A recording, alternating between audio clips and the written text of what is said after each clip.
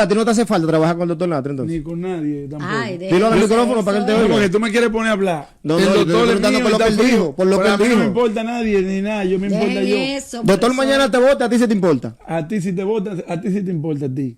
A mí. Sí. A mí me importa, pero tú estás diciendo que a ti A no mí te no me importa. importa. Ah, ¿Y bueno, por pues qué a ti no te felicidades. importa, Pues ya yo Tom? estoy bien, no soy rico ni nada, pero estoy bien. ¿Y por qué entonces tú sigues con el doctor Natra si no te importa que te voten mañana mismo? Renuncia Dios ahora mío. mismo, para ver si la Porque renuncia. esa gente me tienen un gancho por aquí. Claro, no, gancho no hay. eso está Mírame, claro. vamos a poner, si a Brian Jessica lo vota, a él le importa esa vaina. Claro. O sea, le importa, siempre ha llorado por este proyecto. sí. A ese me le Yo soy importa. fundador, Le importa yo el soy proyecto- fundador de la vaina. a mí me importa el proyecto del doctor también, pero estamos hablando de que se va a morir Brian por eso. Tú vas a pasar hambre. esa no fue Nadie la se pregunta. muere, esa no es la Pero para que tú pregunta. entiendas que si me votan, ya, como cualquiera, Jessica votando a los Fokker, tú te moriste, Yo Jessica. entendí. No, pero no me gustaría que lo volvieran a hacer. Pero te moriste aquella vez. No, pero te estoy respondiendo. Yo no No estoy me, diciendo tú que te va a dijiste, morir. te sentirías mal. Claro.